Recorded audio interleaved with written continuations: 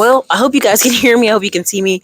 I am at the beach with my family. It's that annual time of year where our family gets together and plans what the family is doing, where we're moving, how we're doing things. And basically, this video is because I've been gone from doing lives. I think I have one coming up for Tech Tuesday, but it's probably today.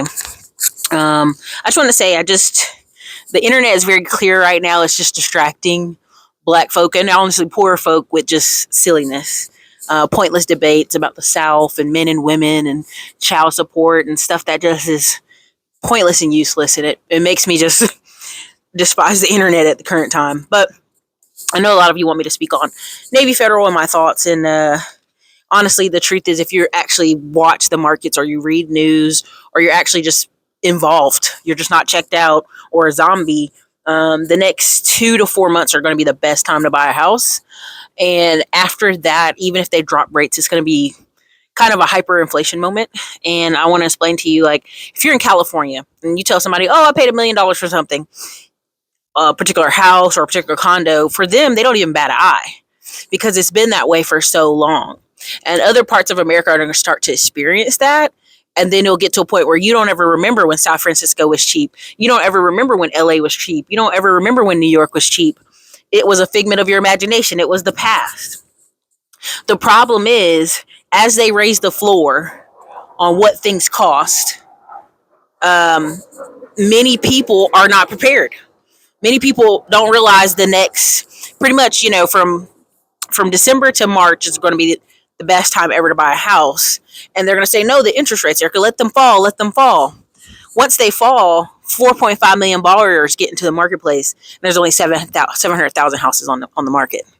So again, you get back to bidding wars, overpriced. You're going to get to a point where in 20 years, you're going to talk to people, and the only way they own a house is they inherit it from their aunt, their uncle, an auction, or they inherit it, period, from their parents. They're not going to own a house.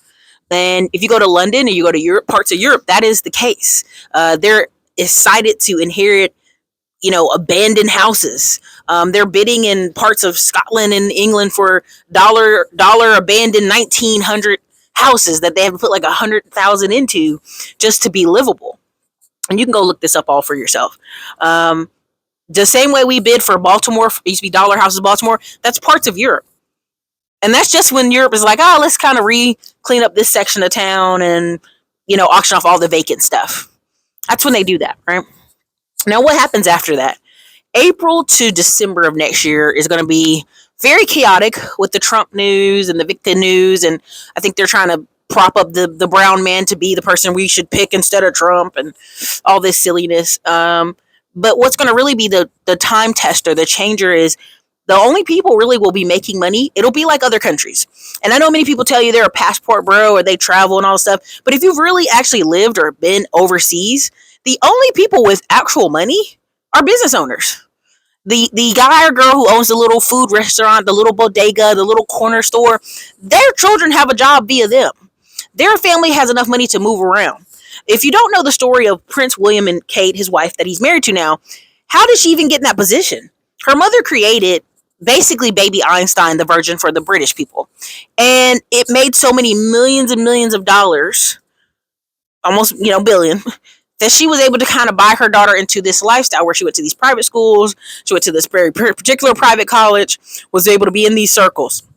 That is the future in America. And people don't believe it, but I'm out here on these islands and I was at a store and I'm just like, oh yeah. They're like, oh yeah, it's at the Sea Gallery. I was like, I don't know where that is.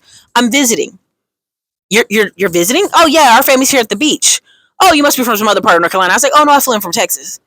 And you can see in her eyes registering, oh my God, black people are out here at these 10K, 5K beach houses. And again, some of these houses, the one we're at is a 20K a week house. It's on discount because it's the winter. But we do this every year at wintertime. But you can see it in her face registering like, oh my God. And what's happening is people are now starting to realize the disparity, the gap in the fact that they don't have income. They don't really have income. And how did these people over here get into this? How are they living so well? You'll start to see it. So the whole Navy Federal thing that people want me to comment on, I'm kind of disheartened on because you almost have to suffer from a slight form of mental retardation retardation to not understand that since 2011, after the housing mortgage crisis, they went back and dug through these things and saw where they gave millions of qualified, great credit, great income, black and white people, bad mortgages. We've been through this before. And so for black people, and especially some of these YouTube commentators, to go, oh, it's the fault of black people scamming, and it's almost blaming the victim when you live in a country where you can systematically see the government spent billions of dollars studying the cases, the credit scores, the income, the jobs, the everything of those people. But the average black person online was like, well, maybe their credit. Well, black people like to buy things. Well, I got my house, so it doesn't matter. And so in that moment, when I saw the Navy Federal issue, I completely understood, like, we're done.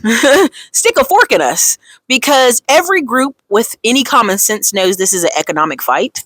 They know this is a battle.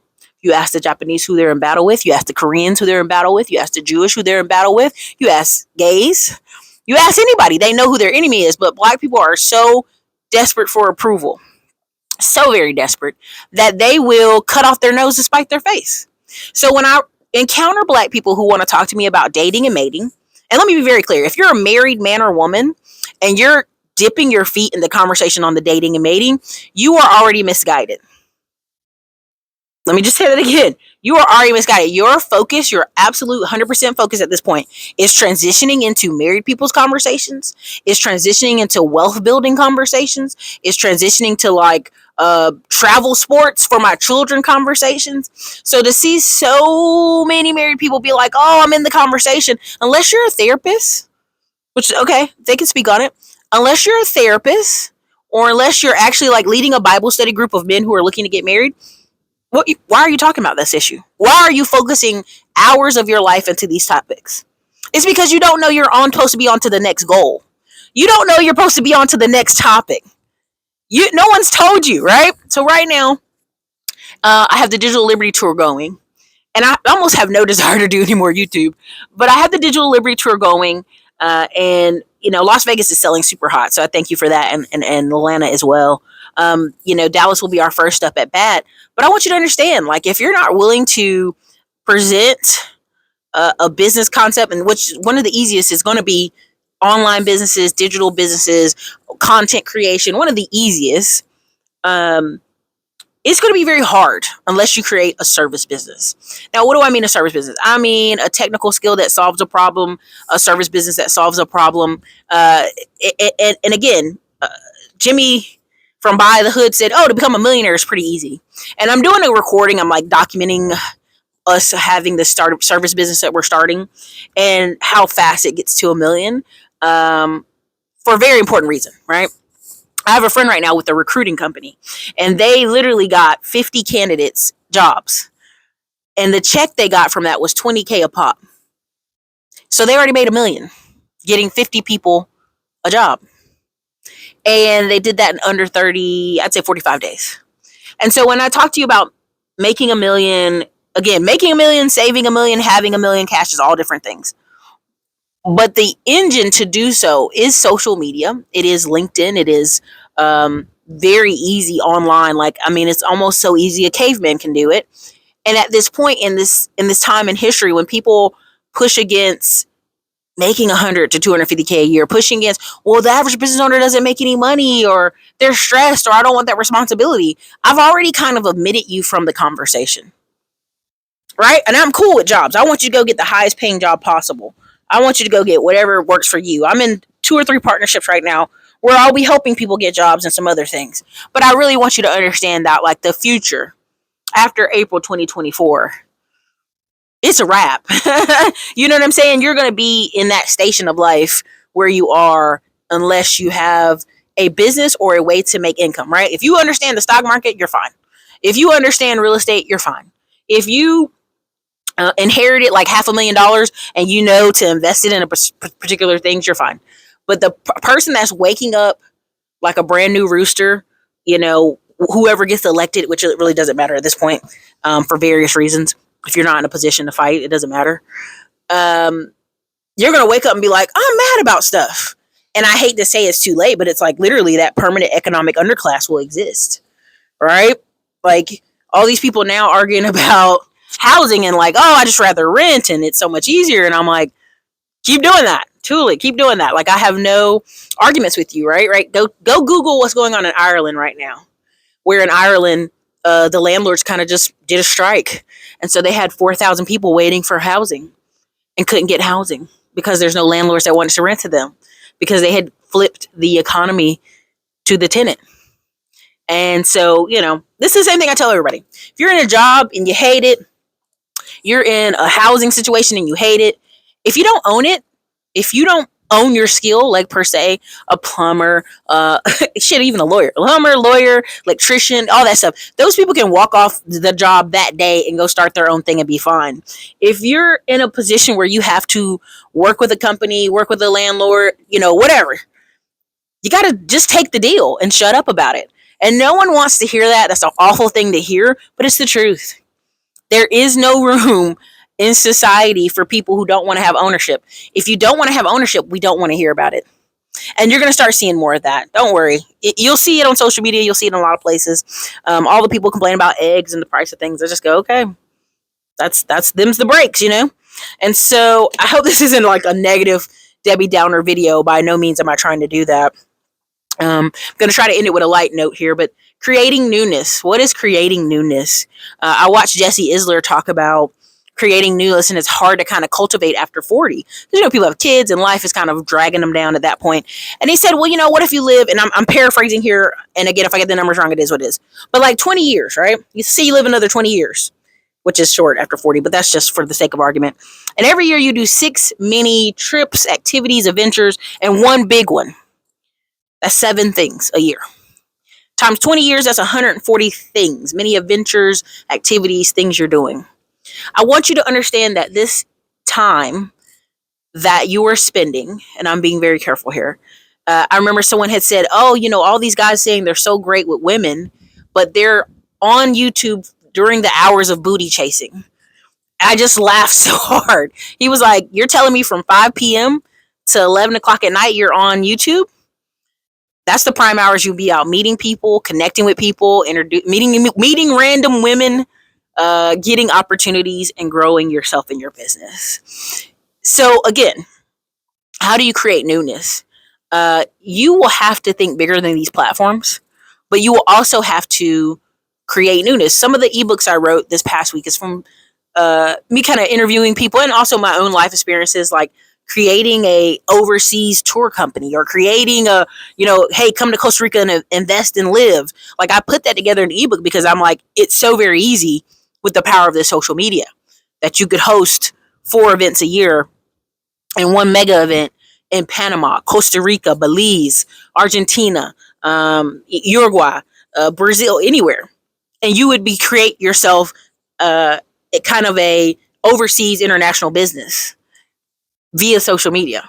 But you have to look at it as, how do I create newness next year?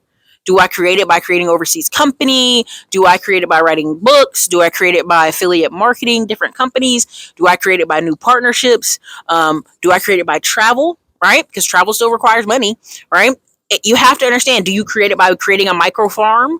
Do you create it by buying a HVAC company and making sure the CEO runs it? All right. Someone posted today about Bun B wanting to sell Trill Burgers. It's too early.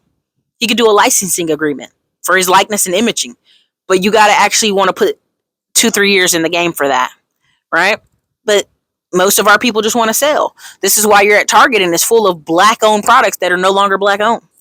They hit the lick and they got away. All right. Like Bevel razors and shaving and products. Johnson & Johnson bought them and now they're no longer. Right? They're going to just phase you out. So this desire to say, hey, I'm creating something for us. I'm creating a legacy. I'm creating a whatever. It will go away.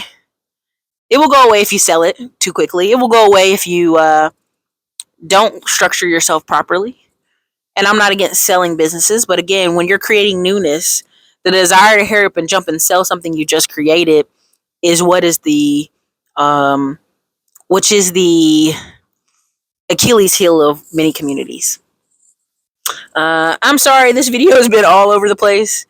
I do apologize for that. I've hit it several topics, whether it's Navy Federal, starting businesses, the economy.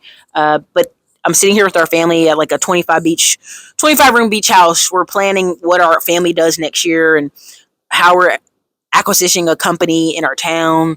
And the more I talk to people via online or via the internet, I'm so very disheartened for our society, for our economy, for our people, to be really honest. And so I needed this break and I need this time off YouTube to kind of recoup, because we have really big, hairy, scary ball goals from January to April next year, and it's big and it's scary, but it's necessary and it's needed, and it's all in the effect of creating newness. It's all in the effect of legacy. It's all in the effect of hired CEOs and CFOs and let them do their job at these small little low tech companies. And how does that work? And kind of morphing yourself into management, not necessarily a doer, but into the management role, which a lot of people who are in their 40s, 50s, and 60s should be going into, but they're not.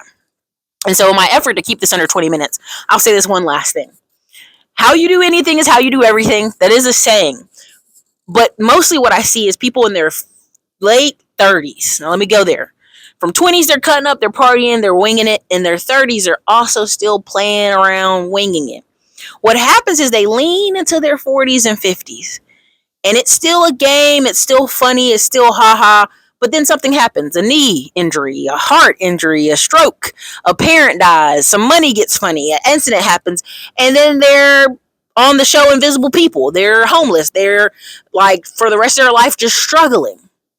And so I want you to understand, if you're a winger, if you're just spontaneous and you have no plans, that's a dangerous place to be in this country right this moment. Many people say, "Work, I'll just go overseas. I'll just live somewhere cheaper. I'll just keep living cheaper." But at some point, you still have to make a plan. You still have to make a purpose-driven life for yourself. And so if you're always winging it, you're always just, whatever happens, throw it to the wind, it will catch up to you. And that's that. So that's my show for the day. That's what I have for y'all. Thanks.